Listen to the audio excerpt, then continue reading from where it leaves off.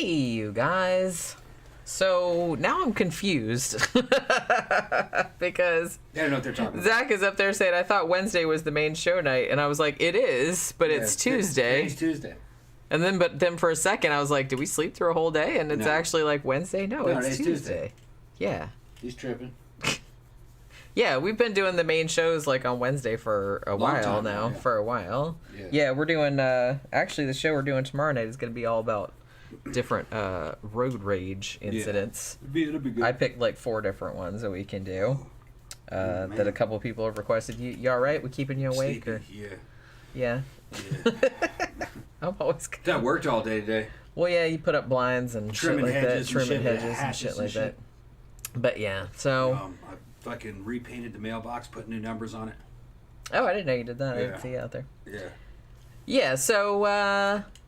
as we promised, I'm going to tell these people. Last night we watched the third of the Mummy movies, Tomb of the Dragon Emperor from 2008. Yeah. And it wasn't bad. I liked it better than the second one. Yeah, I thought it rivaled the first movie. I mean, it may have been better.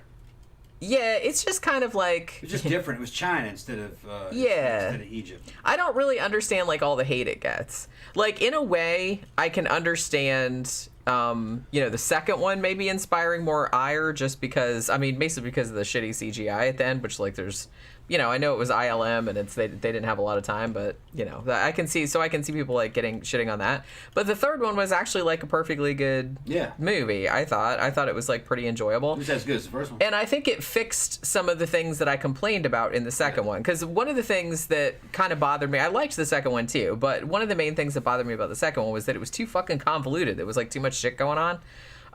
And you couldn't really, there was just, like, all these plot threads and some of them didn't really, like, resolve themselves.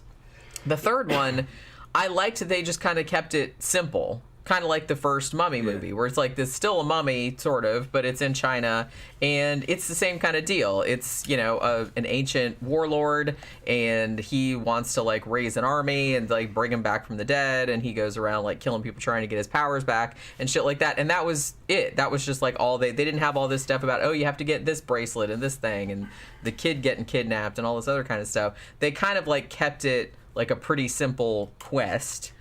And I like that they did that. And I really like that they use, like, the real angle of, like, the terracotta army. Yeah. Which was very Indiana Jones, you know what I mean? We're going to do a show about that. Well, yeah, I put it in the poll for not this week, obviously, but the poll for next week, which posts on Patreon on Friday. Sherwandi's tomb. Yeah. The first emperor of China.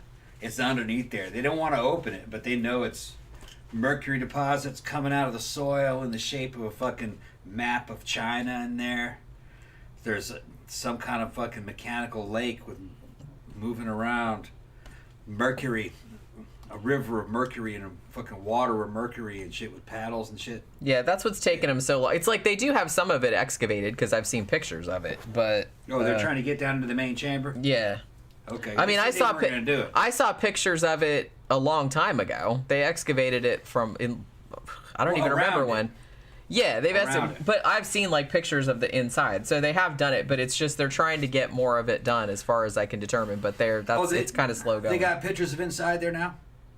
I saw pictures of the inside of it, like, from back in the 70s. Oh, that's not the same one then. It's not the same one. They won't let them go in there, last I heard.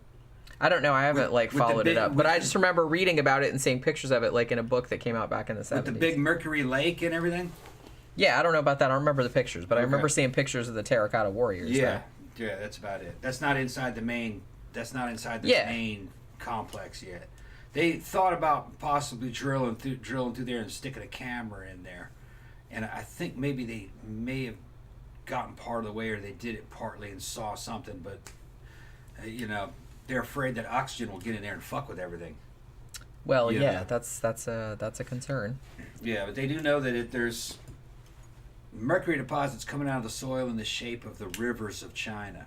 So there's a map on the floor. It's pretty cool when you think about it. Running mercury for water. Can you imagine how badass that probably looked? Yeah. I mean, super poisonous, but you know what I mean? What that mercury vapor did to the inside of that place over the years. Maybe nothing. Yeah, you never know. Depending on the conditions, I guess. Yeah. Zach says, "Is this the one with the hot Asian dude and Michelle Yeoh's sexy ass?" Yes, it is. Yeah, it's got. That's Jet Li, actually. It's got an all-star. It's got a all-star Chinese cast playing the Chinese characters in it. It's good. I mean, the only thing I could see that maybe people might knock this for is that it wasn't Egypt, and maybe pandering to the Chinese government, maybe. Other than that, I mean, I thought it was as good as the first one. It was good. I mean, honestly, the only thing I didn't really, I liked Maria Bello in it, playing Evie, but I do kind of wish they could have got Rachel Weisz back again, like, to play that character, because it's very obvious that, I mean, she's a good actress. I've seen her in lots of other things, but she was, really not the same character. Yeah. It was slightly less fun. It still had humor in it, but it wasn't, like, as fun, and I felt like Brendan Fraser was like more, which I don't want to like call this a criticism of the movie necessarily, because even in the movie's universe, his character and his wife are like much older and they've retired from exploring and they're kind of getting bored, so that's why they want to go on this big long adventure again, because they'd kind of been stuck, because like the last movie, The Mummy Returns, that took place in 1933, 1934, something like that. This one takes place in 1946, like after World War II. So you can like forgive them for not being, and there's actually kind of a practical reason too, because I don't know if you know this, but Brendan Fraser did a great deal of his own stunt work on all of these mummy movies, and by the time this one rolled around, he was fucked up. Basically, he said on this movie, he said, I was held together with like ice and tape. Yeah. He'd had like several back surgeries. He had like surgery on his jaw. He was just like all fucking messed up. And I mean, what a fucking trooper, man. Like he did, but he talked about it later on that it was just like I was in fucking constant pain, like pretty much like through this whole entire shoot. So you can see that he's like not quite as like perky and fun as he was, but he did do like a lot of fucking stunts in this, and man, fair play to him. I kind of feel like maybe he got a little bit shafted, because this was I was reading an article earlier that maybe this ruined his career in the sense that it tore his body up so much that he couldn't really do a lot of like action roles anymore, just when he was kind of like getting known for doing that, which is kind of a shame. He's sort of, I think he's kind of making more of a comeback now, like in sort of like dramatic roles now that he's older, but he probably could have gone a lot farther had his fucking body not got so fucked up like doing these movies. But he wanted to do his own stunts. I'm not sure I'm buying too. I mean, you got dudes that last a long time in pro football. Well, it depends. Do a lot more. It depends on Dude should have been roided up. Shit like that. Yeah. Zach says, "Is Jenny thinking of the one they found with the mummified woman in the inverted pyramid who was real?" I don't think so. I'm just. Yeah, they found an old Chinese queen or princess. She was in a glass coffin, in formaldehyde, basically, just pickled. Floating in that shit. She was fucking looking bloated and plump. She was fat when she was alive. She's in her 50s. They did an autopsy on her and everything. She was well preserved. Did an autopsy on her. She was just riddled with fucking tapeworms. Yeah. Tapeworms. And was still fat. So, because you should be losing weight if you had a bunch of tapeworms in you. Well, maybe she was like eating extra to compensate for all of the stuff the tapeworms. She's like, I just can't get full. I don't know why. Yeah. Gramthars says, I doubt Brendan Fraser could do much stunt work these days except cheeseburger noshing. Yeah, but like I said, he was kind of all fucked up.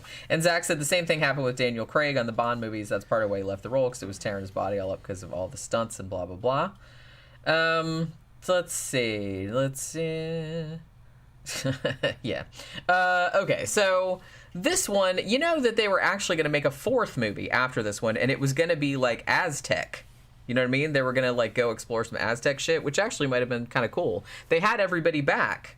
Like everybody had like signed on, but then they decided, fuck it, we're going to reboot it and do the whole Dark Universe thing, and then they did the Tom Cruise movie, so that was probably a mistake. But honestly, I would have watched, because you could tell in this one too that Brendan Fraser and Maria Bello, like, the O'Donnells, they were not they were still the focus of the movie, but the focus was starting to shift toward their son, Alex, who, like I said, was a little kid in Mummy Returns, and now he's like a college student.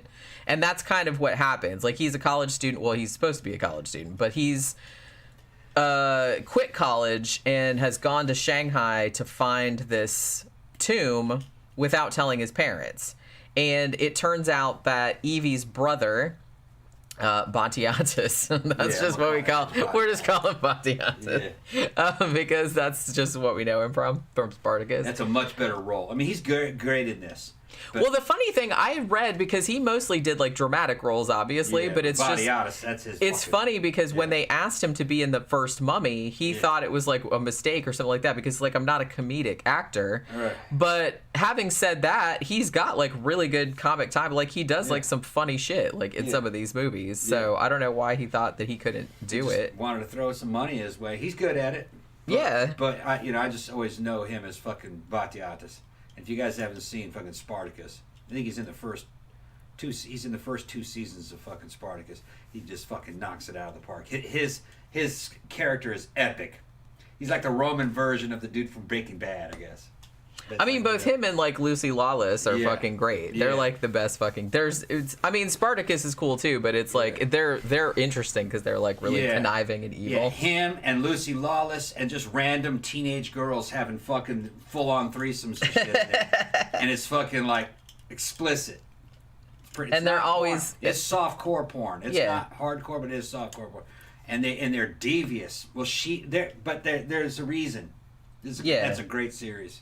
I know, I love that series. Yeah. I mean, honestly, like because the first series had Batiatus, and then like the second one was a flashback, was like a prequel, right. And then they were in it too, like showing how they rose to power or whatever. Yeah.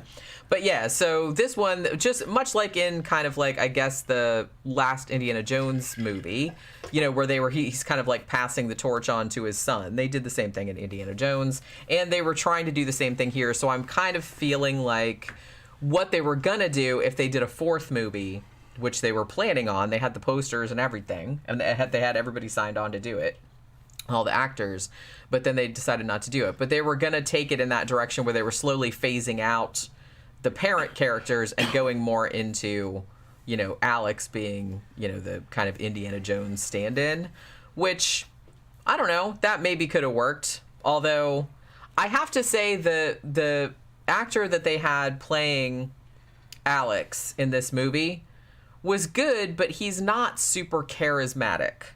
So I don't know if he could have carried a whole entire movie franchise by himself. Because when you had like the first two Mummy movies that had like Brendan Fraser in the, at the forefront, he's a lot more charismatic and kind of, likable in the same kind of way that, Harrison Ford as Han Solo was. I just kind of feel like maybe they could have got like a little more of a charismatic actor to play the son, but he's fine in this. But I kind of feel like if you're going to see a Mummy movie, you kind of want to see Brendan Fraser fighting a mummy. You don't want to see Brendan Fraser's kid fighting a mummy. You know what I mean? Yeah. But that said, like I said, I thought this was cool. I thought it was cool because it's still technically a mummy. It's still like an ancient curse. It's still kind of a similar vibe, but they kind of had the balls enough to take it in a different direction. So there's like, we're doing a tomb, but it's in China. It's got a father-son theme, kind of like that fucking Last Crusade. Yeah. Like that's kind of what I was thinking. Right. But so I like that they just kind of said, well, we're going to do similar kind of thing, but we're going to take it a different direction, use different mythology. Because honestly, if you brought like, as much as I liked Imhotep, you can't bring him back a third time. Because like I said, he got pulled into the underworld at the end of the second one. And it's just kind of like probably be like, oh, we're in Egypt again. Like, you know what I mean? The story played out. Yeah, and the only thing that is kind of sucky is that they couldn't bring, like, Ardith Bay back because that wouldn't have made any sense. I think they did ask him because he was kind of, like, something that a lot of people liked about the series. And he said something like, I don't know anything about China. You know what I mean? And it would have been, as much as I would have liked to see him in this, it would have felt kind of like shoehorned in. Because his thing is Egypt. He's supposed to be guarding that shit there. He can't be like off gallivanting around the world. He's got shit to do. So you know, so as much as I would have liked to have seen him in this one, you know, it's probably better that he wasn't in this one. So they bring back the brother. He's running a nightclub in Shanghai, which, like I said, that's totally fine. That totally makes sense. And that's how the son ends up there, because he's like, oh, he's staying with his uncle while he's on the down low, like digging up this tomb.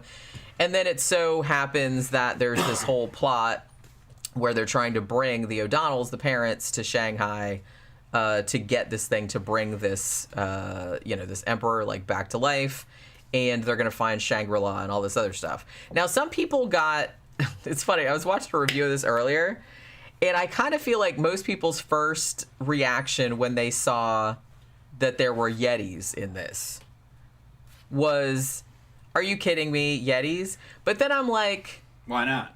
Why not? Because like there was mummies and fucking scorpion monsters. It's like, oh, nobody said boo about that. But the second there's a Yeti, everybody gets all up in arms about it. Come on now. There were little Zindi warriors. These are fantasy movies. Little Zanti warriors and shit.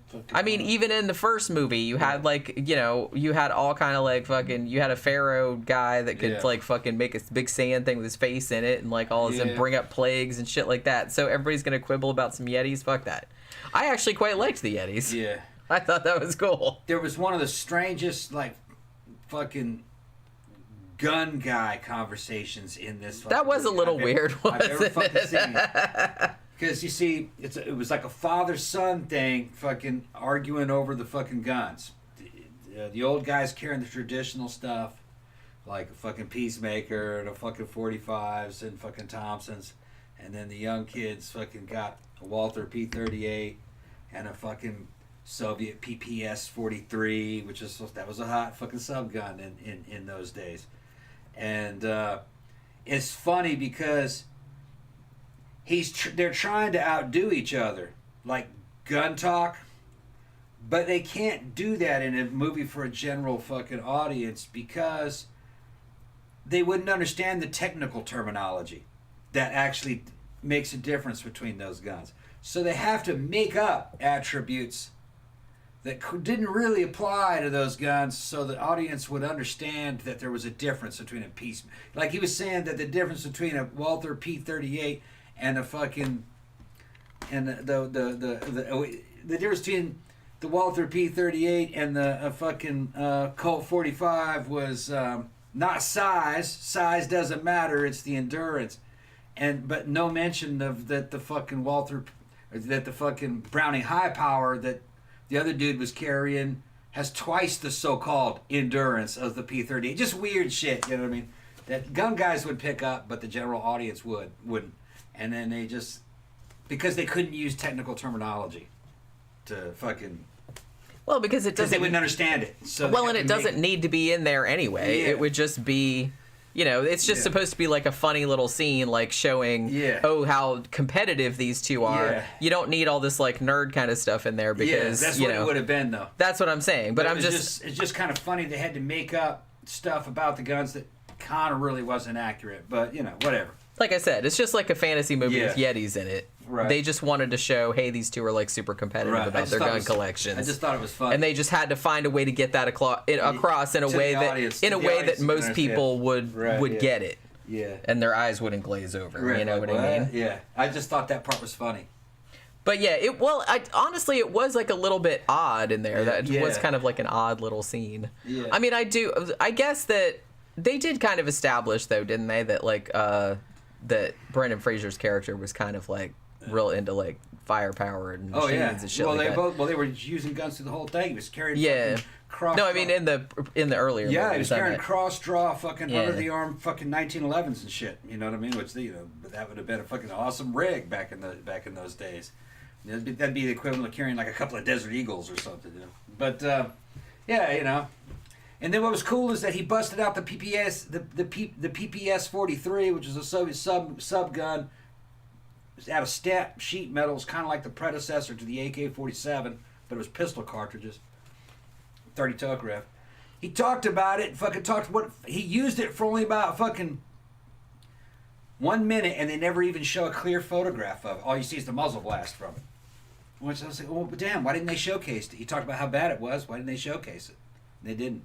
Which I thought that was a strange decision because they showcased other guns like a Lewis gun and stuff, and let the audience see what it would do, and you know. Hugo said, I liked the Yetis, but I didn't like when they scored touchdown. You know what? I wasn't even like, I guess I wasn't paying close enough attention. I didn't even realize that little gag was in there until I was watching someone else's review of it, and they pointed it out.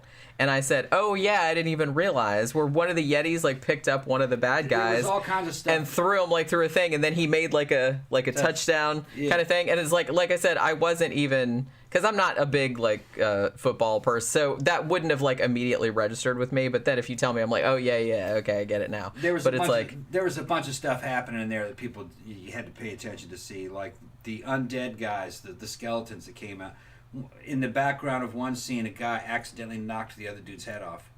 Well, see, I tried to put it back on. I noticed that because I made a little thing. I was like, oh, sorry, Carl. Yeah. They were doing stuff in the background and fucking shit up in the background. But that's consistently because I kind of feel like there was a lot of like little sight gags like that in the first two that they didn't. It was just going on in the background. They didn't really call attention to it. But like I said, I think that's kind of cool that they kind of did that. I think that's why that one soldier because Michelle Yeoh, she brings up the all the dead soldiers from underneath the Great Wall of China, like to fight against the terracotta army. Like I said, and I really liked the special effects in this one were like much improved. I know this was like 7 years later than the second one, so it looks like they got their shit together. And I liked the whole idea of the emperor coming back and being encased in terracotta, but he's still kind of like a mummy underneath there. And I liked that he was like breaking off bits of his face and like chucking them at dudes and stuff like that, and then it would kind of like come back. And then so he's like walking around kind of looking like a terracotta soldier. I thought that was like a really cool idea. I will say that one special effect that really didn't hold up was when Jet Li goes into the pool, like the immortality pool or whatever, like in Shangri-La. And then he comes out and there's like then 3 of his heads, and then the heads like turn into the dragon. The dragon looked cool, but the 3 CGI heads, like the faces that were going in, that looked a little bit meh. They should have just superimposed real faces there over there. Whatever happened to superimposure? They used to be able to do that. But see, that's what we were saying before. It's like it's when you do CGI and you just do like a creature. Even if it looks kind of shitty, it still looks okay because it's just a creature. It's not real. If you're trying to make a face that looks like a real person, like Jet Li or The Rock, for example, then it's much harder, and you're gonna have like some uncanny valley action going on. So I kind of feel like they could have. I don't know. They didn't really have to use CGI for that. I felt like they could have just used like his actual face, but then like copied it like a couple times, and then. Drag into the fuck out of that.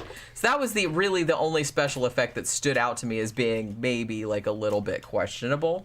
But other than that, it looked like pretty good. And like I said, I definitely liked it better than the second one. If we're going outside the franchise, I liked it better than Indiana Jones and the Kingdom of the Crystal Skull. Oh, yeah. For sure. That movie fucking sucked. So, you know what I mean? They're going to try to make another one. They're making another one.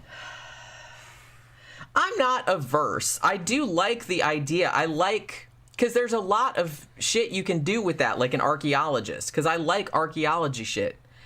And if you're not trying to make it, I don't know. I think if they did, because Harrison Ford is like old as fuck now, if they did something less like an action movie, or they could still do an action movie, but he's not doing the action, but they can have other people doing the action. But I kind of feel like maybe they should lean more into like a mystery or a horror kind of direction. Well, in the one that they're making now, he goes back in time where he's dealing with the young Indiana Jones.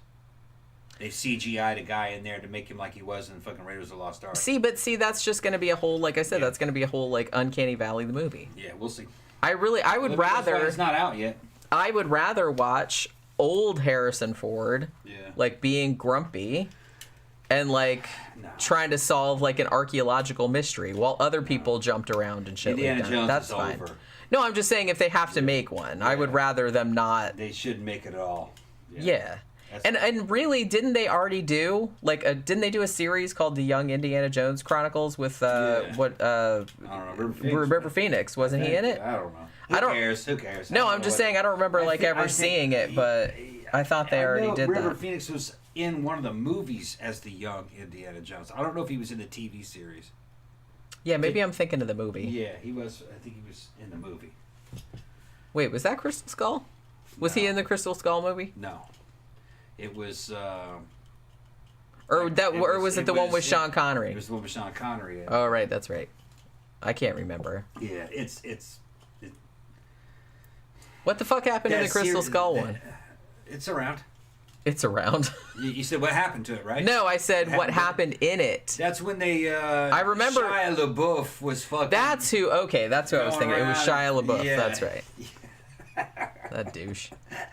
He just said, I don't know if he's a douche. Is he a douche? Is he? Okay. Yeah, he just seems he's douchey. a douche. Like, just from looking at his face. He's a douche. Like I said, I don't know a lot about, like, celebrities and stuff like that, so I don't usually know. This guy, I think he walks around, gets in trouble at McDonald's, and gets thrown in jail and shit for yelling and screaming at McDonald's and throwing stuff. He's one of those. Does he have some kind of, like, mental illness, or did you just do it for... Crack, I think. Oh, okay. Crack I'm sure that doesn't help. Yeah. But yeah, so as I said, I don't really understand. It's really weird because if you look on like Rotten Tomatoes, for example, critically, it's weird because this got like largely negative reviews. I think it only has 13% critically, but Roger Ebert actually really liked it. He thought it was like and he liked the first one too. Yeah. But he was like, I think this might be better than the first one. I think I like this one better than the first one. Which, you know, that's fair enough. It's along the lines of the first one. Yeah, like I said, and I didn't really get, you know, when we were watching it, I was like, I don't really get why people don't like this movie. I thought it was, like, pretty fun. I thought, like, the mythology was cool. I thought, like, all the special effects looked good. There was, like, it wasn't, like I said, it wasn't quite as fun or as funny as the other ones. But I think it made up for it, like, in really cool, you know, visuals. There was some funny shit in it, like the part where Batiatus's ass catches on fire. Yeah, he goes, slap my ass. Like, that was pretty funny. The fucking crazy-ass airplane pilot that was, like, driving them up and, like, flying them up in the plane. That dude was funny. But, you know, I get that they couldn't get Rachel Weisz, and that was kind of, like, disappointing. But I'm not going to, like, shit on Maria Bello for that, because she was fine in it. She just didn't seem like the same character. But what are you going to do? That's a completely different woman. I wasn't really worried about it. I was just watching the movie, you know what I mean? And enjoying it. I don't think the continuity was affected, if you ask me. But then again, you know what I mean? I'm fucking 50-something years old watching these things. They're for teenagers and fucking young kids, I think. That's for the youths. That's for the young people. And so they might get butthurt over the fact that the cast changed, that she got replaced, but she couldn't make the movie. You know what I mean? So I mean, I wasn't butthurt. I just kind of wish. I kind of wish if they couldn't get her back, then they would have had, I don't know, that they would have had her die, and then, like, it's that many years later and he remarried and this is a different woman. That's kind of why, because it's a little weird that it seems like it's supposed to be the same woman even though it's clearly not the same woman, and she doesn't, like, even act the same. So that's why. I kind of wish that they would have just, like, written it's like, oh, she died during a dig in somewhere, and then, like, it's, because it was years later. So it's like he conceivably could have remarried. So maybe they should have done that same character. I know, but, you know, they couldn't get the same woman, so. Yeah. You planning on watching The Scorpion King? We might get around to it. It's not high on the priority. It's not, yeah. I mean, we're kind of like... sends it to us, people will watch it. Oh, he's fishing. Yeah, fishing for free movies. I don't know. Is it on? It might be on Hulu, because I was looking earlier today, and I think all the Mummy movies are on Hulu. Okay. But I'm not really sure. Okay. So I don't know. But like I said, I don't really get the hate for this movie. It's weird because what I was gonna say was Rotten Tomatoes, like 13% critical, and I think it was 30% audience. But then if you go to Google users, it's 80% positive. Yeah. So maybe now that, like, time has passed and people are seeing it just as its own movie and are not expecting it to be one way or the other, or, you know, aren't, like, disappointed because, you know, oh, this is the new thing, and as you would have been back in 2008, oh, I've been wanting to see a new Mummy movie, and then it's not quite what you wanted. So now that it's kind of, like, removed from that context, maybe people can just, like, enjoy it as a movie and not worry about the continuity or anything like that. So maybe that's what it is. Maybe younger people are seeing it now and just be like, what? It's just a cool movie. Like I said, I really did like the whole, the whole aspect of the terracotta soldiers and stuff. And honestly, I kind of would have liked to seen what they would have done with like an Aztec kind of shit, but they just never got around to making it. It's because, Universal decided they were going to do the Dark Universe thing, and we all see how that went over. Just like a wet fart. You know what I mean? Now, please, somebody tell me, the Tom Cruise mummy from 2017. That masterpiece. That masterpiece. Because he's trying to, like, stir some trouble up. I like it. You and maybe 2 or 3 other people. No, I'm just kidding. I'm sure there's more than that. I didn't hate it. I just didn't think it was that good. That's a great movie. But, now, was it supposed to be a sequel to these, or was it a reboot? Who knows? I've heard... Because I heard some people talking about it. They said, no, that was supposed to be a sequel because some of the shit that was in the Brendan Fraser Mummy movies, like The Book of the Dead and stuff, like, looked the same in that. And I was like, I don't remember, like, I don't remember, like, hardly a single thing that happened in the Tom Cruise one. So it's like, I didn't remember if that book was in there. So was it supposed to be a sequel? I don't know. I don't know. I mean, these studios are run by dorks. They're systems dudes and real nerdy, and they saw what happened with the MCU, and they says, "Oh, well, we can just keep making we can movies, do that, and it'll just unfold and this and that like a system."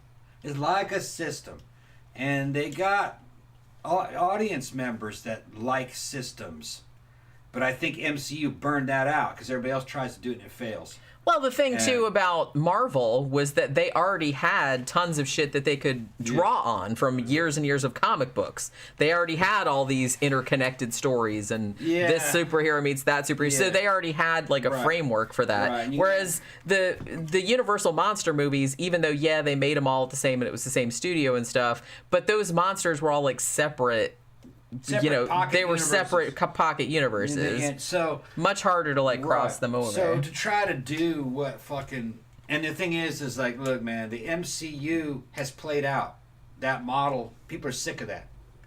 That's just not going to work. The proof is just what I told you. I mean, Aquaman and all that bullshit. They had some okay hits, but they never really could get that to become the MCU. And then, out of nowhere, comes the Joker, which has nothing to. It's a pocket universe fucking movie. It fucking makes $1 billion, and it didn't cost anything to make it. And then the people in the own studios tried to, don't go see it. Just incels are gonna go see it. And they were bad talking that movie in the fucking online press, trying to get people not to see it. And motherfucker blew up. And it's because they didn't like what the movie said. All right. Go see the movie and read in between the lines. You'll see exactly why they didn't want you seeing that movie. And then they come out with the Batman, and now they're disappointed in the Batman. It did because it didn't make $1 billion. It made 800,000, I think, or 800 million. I mean, it made 800 million, which would still be pretty good. But now they're thinking about, well, we might have to scrap this because it didn't make $1 billion. These dudes are assholes, man. That's the thing. Well, you get to a thing where it's like they expect every movie to make $1 billion. So then it's like it makes 800 million. It's like, oh, that's not good enough. Right. Even though 800 million is pretty good for like money. The 40 bajillionth Batman movie they made. You think people would be sick of Batman by now, but no. You could probably fix an African country with 800 That's what I mean. And so these dudes are fucking. That's what I mean. Like fucking schlubs like me that are like live from paycheck to paycheck, and it's just kind of like, oh, $800 billion or $800 million is suddenly not good enough for you. Yeah, it's not enough. For like the 40 billionth Batman movie that people are absolutely still going to see. And if they want, and this is the type of, it's corruption too. It's all trying to spread money around it between friends, and probably a bunch of fucking laundering and shit going on. Because if you wanted to make another $1 billion, should have just made another fucking Joker movie. Where what does the Joker do after that? You'd have made a lot of money on that. Although the sequel never makes as much as the second people one. Still would have gone to see it. They would have, yeah. And you would have the same fucking dude, what's his name, Joaquin Phoenix playing it, and it's still written like a damn masterpiece. You wouldn't even need Batman in it. He just put, the Joker does this big fucking caper. But you see, You know, that movie came out, and then fucking just months later, that happened in real life almost. Fucking city started burning, and it was basically an Antifa riot. And that's really what the Joker was. He's just some fucking crybaby, you know, kind of dude who fucking started a damn Antifa fucking riot, you know? And that's why they didn't want people to go see it, if you ask me. They didn't like that idea. They didn't think that fucking portrayed their movement well. But it was realistic. That's what it really looked like. That's what it really looks like. When you rise up against a man, it really just, cities burn. You just steal televisions and shit. You know, destroys the city. And then you got some crybaby walking around. Murderer. But it was a great movie. The fucking Joker was a damn masterpiece. And that's the kind of movies that came out of old Hollywood. That's the way. Oh, well, actually, no. I'm talking. Those were kind of like the indie films that came out of the old Hollywood type stuff. You know, it was like a Scorsese film or something. It was good, real good. And they just could have done that again. They could have done Batman in that style, and made a lot of money. But you see, then you don't have the merchandising, and you don't have to sell the toy contracts, and it's rated R, so the kids can't see it and shit. If you want to make $1 billion, the movie's got to be rated R. Zach says, I think the second Uncharted game handled the whole Shangri-La mythos a lot better. I haven't played that game, so I don't really know. But like I said, I just respect that they fucking decided they were going to do something completely different with the thing. As much as I love all the Egypt shit, because I love that, but you can't just keep going back to that well, you know what I mean? People would get bored with it. So, you know, I think they did a good job fucking... It wasn't the same director, it was... he produced it, the guy, Stephen Sommers, the director on the first two Mummy movies. He produced it, but this was actually directed by... What's that dude's name that was fucking... That rapey dude? Oh, Rob Cohen, yeah. The one that did Triple X and the first Fast and the Furious, that guy. He was the one that directed this one. And I think he was going to do the fourth one as well, but then they decided not to do it. So, all right. So are we done talking about the Mummy movie? Yep. All right. So it's Tuesday, which means tomorrow is going to be our big main show. Gonna make something to eat. And we're going to be talking about road rage. All right. On tomorrow evening's show. I have like 4 different incidents because a couple people have like recommended ones to me that I'm going to talk about. So we're going to talk about sort of like the 4 most notorious like road rage incidents. So that should be it's kind of a fun show. It'll probably be depressing too as well, but you know what I mean. So yeah, thanks for hanging out with us today talking about the Mummy trilogy, and we will see you guys again tomorrow evening. Bye.